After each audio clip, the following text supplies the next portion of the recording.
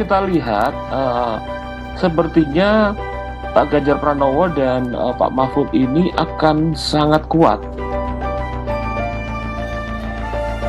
Sehingga saya pikir bahwa potensi untuk bisa mendapatkan keunggulan dalam Pilpres 2024 ini cukup besar. Untuk Ganjar dan Prof. Mahfud, menurut saya ini pilihan terbaik.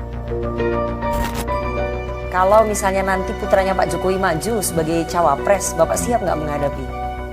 Menghadapi siapa? Iya, menghadapi putranya Pak Jokowi. Ya siaplah, siapa aja. Kemudian Mahfud MD, mungkin dia satu-satunya orang yang berkontestasi dalam Pilpres ini yang mempunyai rekam jejak paling komplit. 3 pilar kekuasaan, eksekutif, yudikatif, legislatif, semua sudah pernah dilakoni oleh Pak Mahfud MD. Pernah menjadi anggota DPR, pernah jadi menteri, pernah menjadi ketua MK, komplit. Dan jejak penegakan hukum dari seorang Mahfud MD itu sangat kuat. Dia orang yang paling berani berbicara bagaimana hukum itu harus ditegakkan, bagaimana rakyat yang di bawah itu harus mendapatkan perlindungan hukum. Di sisi lain yang di atas juga perlu ada kepastian hukum. Itu Mahfud MD. Nah, dari penjelasan yang saya sampaikan tadi, harus kita akui secara objektif kalau rakyat itu mempunyai kecerdasan dalam menilai sosok calon pemimpinnya, sudah pasti Ganjar Pranowo dan Mahfud MD. Karena orang terus berkutat pada pertanyaan, benar nggak sih Pak Prabowo ini didukung Pak Jokowi? Benar nggak sih Pak Prabowo deal dengan Pak Jokowi tentang anaknya misalnya? Itu yang menurut saya, waktu kita kampanye hanya 75 hari loh. Jangan sampai Pak Prabowo dalam percakapan mengenai beliau itu malah habis terkait dengan hal-hal tersebut yang tidak ada hubungannya dengan masyarakat begitu ya. Indonesia tanah air beta pusaka abadi nan jaya. Selama 2 hari ini disibukkan dengan ramainya guncangan besar perpolitikan kelas tinggi lewat putusan MK soal batas usia capres atau cawapres yang hasilnya di luar dugaan dan terkesan tersistematis. Hal ini menimbulkan keriuh rendahan, justru bersebab kekuatan Jokowi yang sangat personal dan fenomenal. Tak ada yang menandingi. Jika melihat dan membaca komentar-komentar netizen plus 62, sebenarnya banyak yang mewajarkan sikap Gibran menjadi cawapres, karena itu hak setiap warga negara. Tetapi publik mempertanyakan secepat kilat proses putra sulung Jokowi tersebut, melewati anak tangga menuju RI 2 mendampingi Prabowo. Bagaimana nasib sosok yang sebelumnya digadang-gadang mendapatkan kursi 2, seperti Erick Thohir, Khofifah, Gubernur Jawa Timur, dan Pak Ridwan Kamil. Jokowi adalah model baru kepemimpinan Indonesia. Ya keren, out of the books. Eksperimen politik Jokowi sulit dipercayai. Kecuali post factum terbukti, butuh mental king gambler untuk coba-coba langsung praktik. Tapi celakanya tak bisa orang seperti Jokowi, alasan rekonsiliasi menjadi tidak logis. Dimajukan saat Pilpres 2024, karena Jokowi sudah memupuskan saat mengajak Prabowo masuk kabinet di 2019. Di sini, anomali itu bermain. Semoga jadi terbolak-balik karena rebutan Jokowi dan tidak menimbulkan harmoni kedamaian.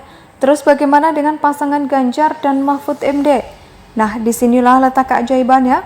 Ganjar dan Mahfud MD tetap tenang, tak menghiraukan drama politik yang sedang terjadi. Ganjar terus turun ke bawah, sedangkan Mahfud MD terus bekerja di masa-masa akhir jabatannya. Ini yang mempresentasikan orang baik dipasangkan dengan orang baik.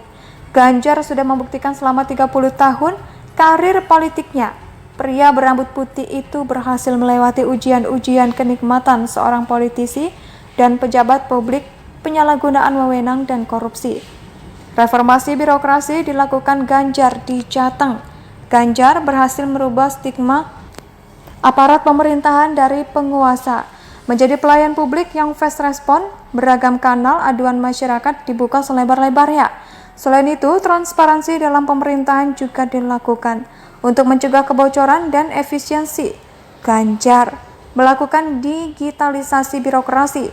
Hasilnya pada 2018 Pemprov Jateng berhasil mencegah kebocoran anggaran sebesar 1,2 triliun rupiah. Kehidupan Ganjar secara pribadi juga sangat menjunjung tinggi nilai-nilai integritas. Selama menjabat gubernur, Ganjar sangat menghindari segala bentuk gratifikasi sekecil apapun itu. Apa ini yang dinamakan pemimpin yang sudah teruji dan bernyali? Apa yang disampaikan Presiden Jokowi?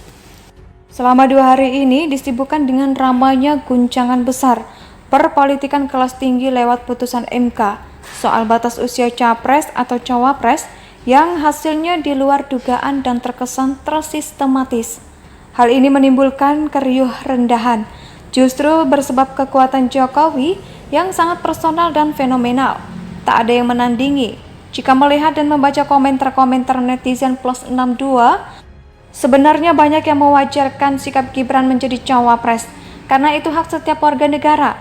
Tetapi publik mempertanyakan secepat kilat proses putra sulung Jokowi tersebut melewati anak tangga menuju RI 2 mendampingi Prabowo. Bagaimana nasib sosok yang sebelumnya digadang-gadang mendapatkan kursi 2 seperti Erick Thohir, Khofifah, Gubernur Jawa Timur, dan Pak Ridwan Kamil. Jokowi adalah model baru kepemimpinan Indonesia. Ya keren, out of the books. Eksperimen politik Jokowi sulit dipercayai. Kecuali post factum terbukti, butuh mental king gambler untuk coba-coba langsung praktik. Tapi celakanya tak bisa orang seperti Jokowi, alasan rekonsiliasi menjadi tidak logis. Dimajukan saat Pilpres 2024, karena Jokowi sudah memupuskan saat mengajak Prabowo masuk kabinet di 2019. Di sini, anomali itu bermain. Semoga jadi terbolak-balik karena rebutan Jokowi. Dan tidak menimbulkan harmoni kedamaian. Terus bagaimana dengan pasangan Ganjar dan Mahfud MD? Nah, disinilah letak keajaibannya. Ganjar dan Mahfud MD tetap tenang, tak menghiraukan drama politik yang sedang terjadi. Ganjar terus turun ke bawah, sedangkan Mahfud MD terus bekerja di masa-masa akhir jabatannya. Ini yang mempresentasikan orang baik dipasangkan dengan orang baik. Ganjar sudah membuktikan selama 30 tahun karir politiknya. Pria berambut putih itu berhasil melewati ujian-ujian kenikmatan seorang politisi dan pejabat publik, penyalahgunaan wewenang dan korupsi. Reformasi birokrasi dilakukan Ganjar di Jateng. Ganjar berhasil merubah stigma aparat pemerintahan dari penguasa menjadi pelayan publik yang fast respon. Beragam kanal aduan masyarakat dibuka selebar-lebarnya. Selain itu, transparansi dalam pemerintahan juga dilakukan untuk mencegah kebocoran dan efisiensi. Ganjar melakukan digitalisasi birokrasi. Hasilnya pada 2018 Pemprov Jateng berhasil mencegah kebocoran anggaran sebesar 1,2 triliun rupiah. Kehidupan Ganjar secara pribadi juga sangat menjunjung tinggi nilai-nilai integritas. Selama menjabat gubernur, Ganjar sangat menghindari segala bentuk gratifikasi. Indonesia sejak dulu kala tetap dipuja-puja.